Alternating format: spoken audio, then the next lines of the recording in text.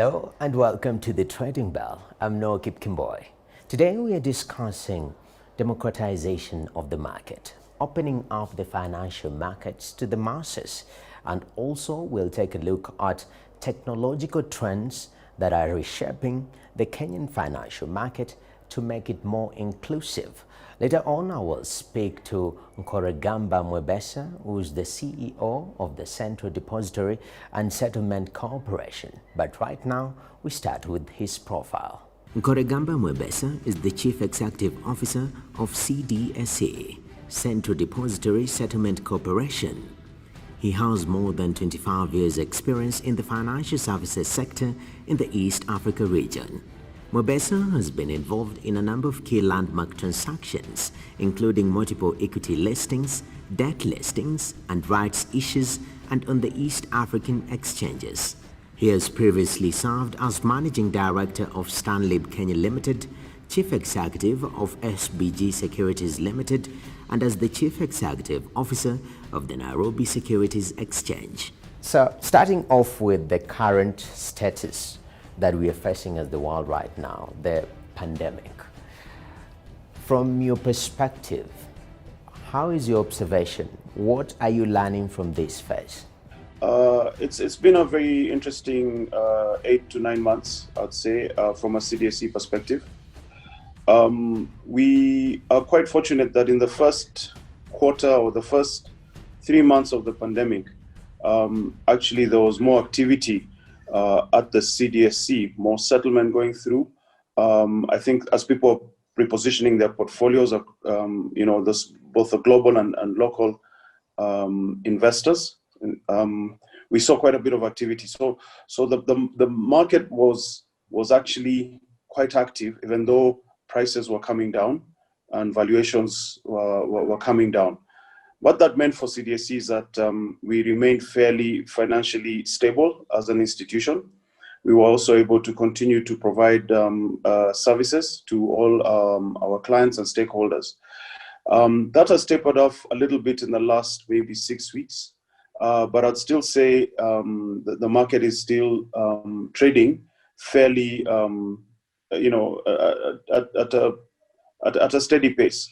So I guess the lessons from this, unlike in other crises that we've seen in our market, this time round, I think it's mostly the local institutions that have stepped up to reposition their portfolios as the foreign investors have exited the market. So it's a learning point for the market in general and for CDSC.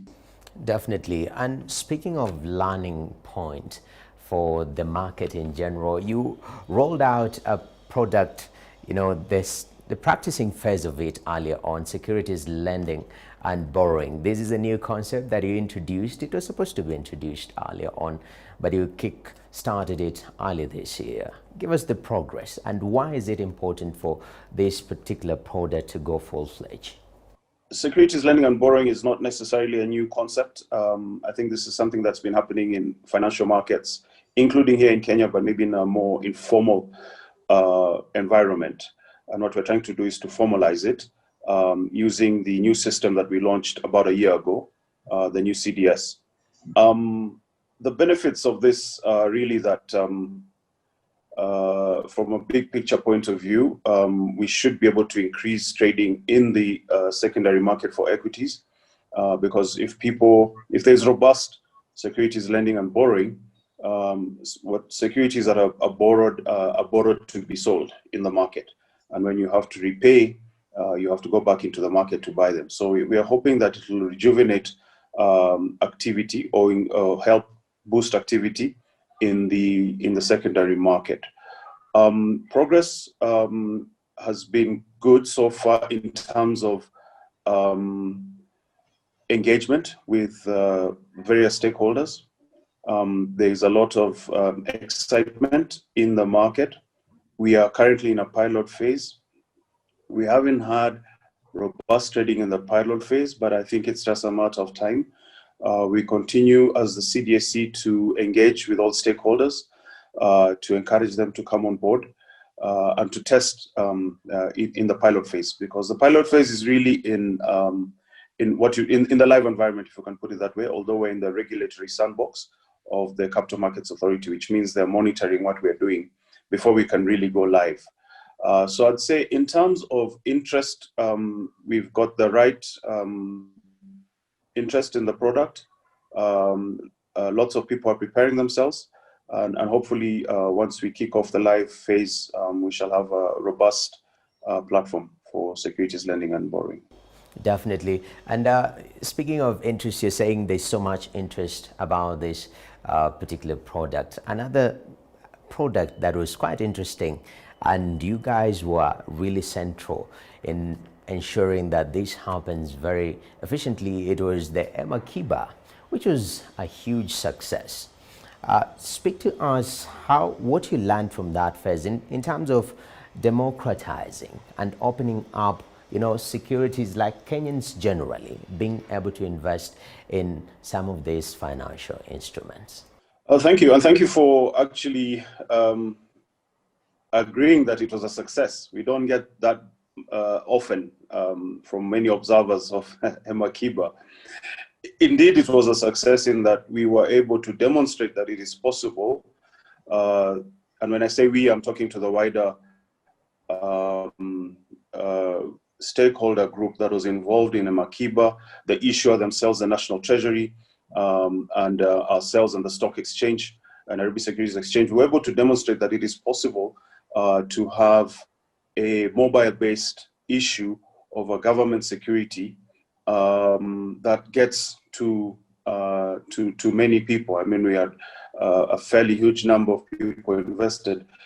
In that perspective, as a test case, if I can call it that, Amakiba was very successful, and it has proven to us that it is possible to use those channels to reach to get to the bottom of the pyramid as far as the investing arena is concerned. So I think that further iterations will probably be more successful in terms of the capital that we shall be able to raise, because we have a lot of lessons that we've learned from the first iteration of Amakiba. There is work ongoing on a second iteration, or Amakiba 2.0, I think is what is currently being referred to. But I think for CDSC, the learnings are that that platform that we provided to the National Treasury can actually be transformed and used for other securities. Definitely. And even speaking about deepening the sector and more involvement or inclusivity, because the financial markets, it has been seen as a reserve for the few in the country. Looking at the engagement in our markets, you find that 60% is foreign, hugely dominated by foreigners. So is there a deliberate effort to make sure that that tide is being balanced so that we see more local players in the game? I think how do I answer that question? One, our markets are global. They're open to all investors. So it's not necessarily a bad thing that we have more foreigners trading on a daily basis than you do locals. But having said that, we'd like to encourage, obviously, the locals to trade more. And we've actually seen that happen, like I said, in the first quarter of this year, especially after the exit of foreigners with the crisis that came with the pandemic. We saw the local institutions pick up a lot of these equities, especially from the blue chip companies, Safaricom, KCB, etc. So we already see that, unlike in the past when our local investors would sit on the sidelines when opportunities like this emerged, they have actually taken advantage in this period, and so I think we will see more of that. But what can we do to improve local participation? I think interventions or platforms such as the SLB, Securities Lending and Borrowing, platforms that allow democratization, such as the Amakiba platform, will definitely help bring more local investors into the market. The money that is being traded by foreign investors at the end of the day belongs to individuals. And this is a no-brainer. We need to see how best we can get retail investors into vehicles that allow for pooling, that allow for critical mass to be able to make those kind of investments. And that way, we can probably bring some balance to the market. So from where I sit, I don't think it's necessarily a bad thing as long as the markets are trading, but certainly we shall be making interventions together with our partners and stakeholders such as the Nairobi Securities Exchange, the Capital Markets Authority, and the National Treasury to see how best to get more participation from local investors. All right. And the tech component, your company is very tech-centered, technology-centered. Maybe give us some information in regards to the technology at play and projecting into the future. Are we experiencing changes in terms of utilization of technology to deepen our financial markets? Okay, that's a good question. And yeah, certainly at CDSC, we like to say and think that we are a technology-driven company. The CDS is the backbone of our operations. And as I mentioned earlier, we launched a new system in about a year ago, in October 2019. So this new system is coming in 2 phases. We've completed the first phase and bedded it down. We are happy with its progress. Most of the bugs that we found at the beginning have been fixed, and we're now moving into the development of the second phase. The first delivery for that will be full ability of the system to use Swift messaging. I think that will improve the operations for most of our central depository agents, in particular the custodian banks. And again, those that deal with global custodians and foreign investors, there'll be better communication post-trade for what's happening in the market. So we are quite excited about that. There'll be other bells and whistles that will come with phase 2, including an API that will allow connectivity for our CDS to be able to do a lot more remote online real-time processing, both pre-trade and post-trade of their operations. We believe that should also help increase trading activity. So for example, what we're saying is that a client of a CDA, say a stockbroker on the Nairobi Securities Exchange, should be able to open a CDS account remotely, online, real-time, and start trading as soon as all protocols have been approved. The other thing that we shall be looking at closely is new technologies. Well, not so new anymore, but things like blockchain that allow decentralization of registries.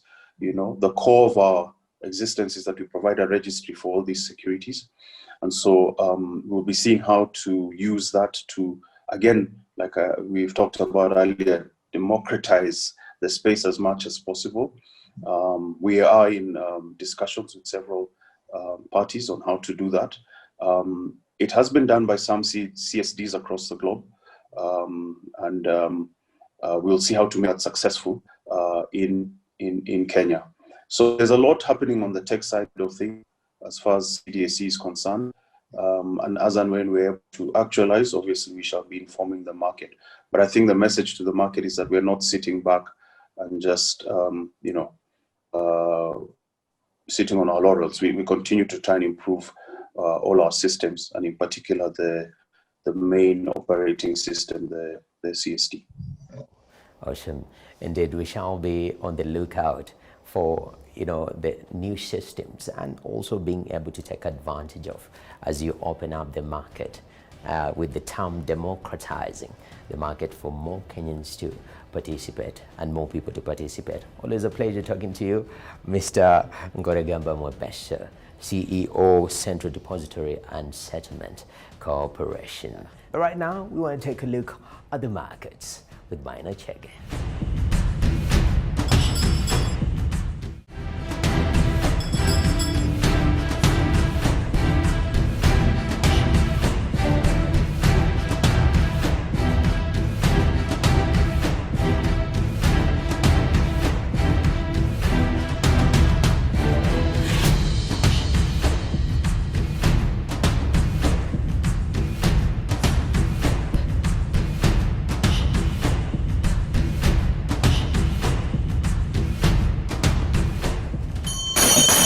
Time for the markets analysis, and joining me to help us with these numbers is Kevin Gigi, Senior Trader Equities Market at Genghis Capital. Many thanks for joining us, Kevin. Thank you for having me. Great. When I look at the markets, it looks like there's no move at all. Nothing that we can really take home about, especially throughout the month, looking at the index and all. What's your comment on this? I mean, you're right. The market has generally been flat. If you're looking at it month to month, we haven't seen much movement on the blue chips, which is your NSE 20. Yes. We've seen some movements here and there on the low cap stocks. Thus, you'd see some tick on the NSE all share, but nothing to write home about. Okay. So yeah, it's been a flat month. Let's talk about the month-to-month movements, and just looking at the numbers, especially at the index, barely a movement, but I see that over the month, the 20-share index lost. Yes. What's your comment on that? I mean, if you look at the 20 share, from what I just said earlier, it's you know, your banking stocks, your Safaricom, generally the large cap stocks, you'd see some loss on those stocks, especially since foreigners were dumping some of those stocks based on everything that is happening. You know, we had an election just next to us in Tanzania. We have an election in the US. Generally, in the flight to safety, these guys tend to dump what they're holding in the lower countries. So once they sell that off, you'd see that tick on the NSE 25, in the NSE 20, sorry. All right, so I'll be right to say that investors were being just cautious because of the happenings around the world. You'd be right too. Okay. Yeah. So let's look at the top gainers month to month again. Looking at Standard Group, Jubilee Insurance, East Africa Cables and the likes. What's your comment on this? I mean, we saw, especially when you're looking at Jubilee, we saw it, I think it's been up, 11% month on month. Okay. And that was the purchase from the foreign company we saw into hotel in East Africa, the new new partnership. Okay. So that, of course, due to the new liquidity coming into the company and the fact that they're retaining most of their high-earning markets, made it an attractive buy for those who are not holding, and an addition for those who are holding it already. Some of the top losers and you look at, I mean, you look at there's AABL there, you have your Centum, Nation Media. It hasn't been a really easy time for media industry, especially in Kenya. Okay. I think generally net they're down 42% on revenues in performance across the board. So, you know, your media income, your media revenues, all those streams, all the revenue lines have really gone down. So it's been a tough time for them. Okay, let's jump into the weekly look of the markets and how they closed. Before I get there, by the way, how are we doing compared to our peers in the markets? We are doing well, I would say. As much as we'd see, we've been flat. Some markets, if you go to SA, I think they're down 5% on average. When you're looking at Lagos or Cairo, I think we're almost talking double digits. Wow. Well, that's based again on what's happening with our brothers. I mean, there's unrest in Lagos. Both Lagos and Cairo have currency issues in terms of they have dual currencies or currency markets, the central bank and the non-official one. I mean, in Kenya, we sort of, other than the political environment or heat starting to gear up, I think we're doing pretty well. Okay, yeah, that's good news for us. It is. Now let's look at you know, the occurrences that are about to happen. We've seen companies are gearing up for their announcements of results, half-year results, and all the Safaricom's engines and all. Are we seeing any pressure, especially for selling and the likes, or what are we expecting or looking up to? I don't expect or foresee a big excitement from the half-year numbers that we're about to see, especially say for Safcom. We know how the environment has been for them. We know the transactions between 0 and 1,000 have been 0 rated. Well, we might see some tick in the fact that their cash limits have also been increased, say from 75,000 on the wallet to 140, you know, and transactions up to 300,000 a day. So it's tough to tell how that will offset the 0 rated transaction. But at worst, I'd say the numbers would be flat. All right. Does it look good, man? Now, let's look at the weekly report and look at some of the top gainers. I'm seeing a lot of low cap companies featuring in at the top gainers and even the losers. What's your comment on this? I mean, if you look at the low cap, especially when you have I'd say, a period like now where foreigners are not actively trading in our markets for all the obvious reasons that we mentioned, starting from the election and the risk to safety, you know, and the flight to safety. The market is then generally left to the local guys. And some of those, you know, would be looking for cash for school fees, cash for, you know, all the emergency needs, cash for the festivities that are coming up. So they tend to buy or sell some of those shares that they mainly own. And that's why you'd see the likes of Transcentury, Eveready, Uchumi, or in a buy opportunity shows up. Because some of these guys, I would tell you, the guys who've been holding these shares for the longest, just looking for any opportunity to exit. Excellent. So final comment on the weekly movers. Let's talk about the top movers, the usual blue chip companies. Any word on that? I mean, it's obvious. If you look at the names in there, Safaricom, again, with a company with a market capitalization of 1 trillion Kenya shillings, it's understandable. It's one of the best, I mean, companies. So anyone getting in, I think most financial advisors would tell guys to be safe, just get onto the blue chips. So that would explain your Safaricom being the top mover, your Equity Bank, your Bamburi, your Centum, and your Bank of Kigali. All right, I'd like you to comment on the inflation over the month of October. I don't know how the numbers were, but probably from your research, what have you seen? I mean, in October, we saw an uptick to 4.84% on the inflation. That's from around 4.2% in August. The cost of this, I was reading the report, was mainly due to the high cost of food and transport. So that really put in, and you can understand from energy in terms of crude oil prices went up. I think we saw that uptick in our pump prices, which in turn, of course, looking at that in tandem with how we're sitting in our local matatus. That's true. The fares were increased, which really feeds into our CPI. So overall, month on month, we were up. I think it's the highest we've seen since May. Wow. Yeah. All right. Finally, November, people are gearing up for the primary bond announcements. Are we looking forward for this issue? Yes, we are. I think more so since COVID started, bonds have really been oversubscribed. I mean, they're the safest assets we have. Any bank looking to price a loan, they start pricing it from the risk-free rate, which is the rate that the government gives. So we've really seen a good appetite in bonds for guys looking to pack up cash, especially during this time. And we know the government always issues a bond every month. So yes, guys are really looking forward to it, and hopefully it becomes an infrastructure bond, which is really attractive due to the tax element. Great. Time now for the Markets 101. All right, Kevin, today's lesson for the people who are watching is, what are T-bills and what are T-bonds? I think the question is differentiating between T-bills and T-bonds. Over to you. All right, T-bills, T-bonds. T stands for Treasury, which is our national treasury. So we have the Treasury bills and the Treasury bonds. The main difference between the two is bills are shorter term and bonds, from the name, are long term. So T-bills, we have 3 T-bills in Kenya. So we have the 91 day, 182 days, and the 364 days. So basically 3 months, 6 months, and 1 year. 1 year. Anything above that, which ideally starts from 2 years, becomes a bond. So it's a treasury bond. Both of these are you and I lending to the government, money which they'll return, say in 3 months, 6 months, a year, or 20 years if it's a treasury bond. With some interest, definitely. Yes. And that's how you make money. That's how you make money. The other lesson for the day is, what is the difference between a bear market and a bullish market? I mean, I was reading about these two terms a while back while I was getting into this industry. And I saw actually the reason why they were named a bear market and a bullish market is based on how the two animals fight. You know, so a bear market, I don't know what your guess would be, how a bear fights. Like versus a bull. Or something? So a bull would hit you, you're right, a bull would hit you with its horns and lift you up. A bear would, you know, it's using its paws to scratch you up, hammer you down, basically. So that's why they borrowed those two terms in terms of, are you hitting me to take me up, or are you hitting me to scratching me to put me on the floor. So a bear market is where, you know, prices are generally sort of dropping, and it becomes sort of a trend. So if you look at it, say month on month, you'd see it sort of, the curve is sort of flattening to down. A bullish market is where, you know, those, for whatever reason, an announcement, whatever reason that may be, prices start to tick up over the long term and becomes an upward trajectory on the trend. All right. Many thanks for that. I hope you've gotten your lesson today. Time now for my favorite segment, where it's your questions answered.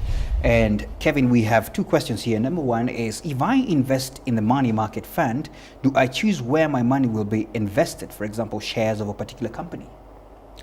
I mean, it's a yes and no kind of situation. When you go to a money market fund, you have a right to choose what kind of fund you want. Yeah. You know, so do you want an equity fund?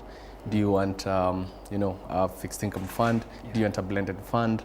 So if you're investing, say, into an equity fund, then that's where your right ends. Yeah. You can't tell them, you know, I want you to buy Safaricom and equity and don't buy this. Yeah. That is left to the discretion of the fund managers, yes, you know. yeah. So if you're choosing you want the bond fund, Yeah. then yes, you've just told them I need bonds, I don't need equities. Okay. But the discretion to choose what they choose is them. Okay. But we do have what we call, I think, discretionary or tailored investment funds that you can buy into. Okay. And basically they're just managing your money for you. You're a savvy investor, and you tell them I want you to buy for me this and this and that. All right. So we do have that as well. So sometimes, you know, your observations, sometimes you can give an instruction. I want Correct. this company because it does well. Correct. Probably you've done your own research. Correct. Final question is, if I happen to invest in a company and it collapses, maybe you could mention some examples, is there a guarantee I will get my money back?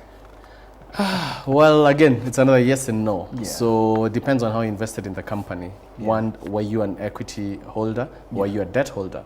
So if you're an equity holder, means you bought shares into, you know, the secondary market. If you're a debt holder, means you're holding a bond issued by the company. So in terms when the company is being liquidated, there's priority in how shareholders are paid. Yeah. So bond holders will have a priority over equity holders. Okay. So if you're holding debt with them, yes, you'd be paid if the cash was sufficient. Okay. If it was sufficient to pay the equity holders, Yeah. which is rarely the case, Rarely happens. yes, you'd do that. But again, for equity holders, you're protected by there's an organization, I think Kenya Deposit, whatever it is, up to 50,000 Kenya shillings. All right, I hope you sufficiently answered. Right now, it's time for the historical fact for this week.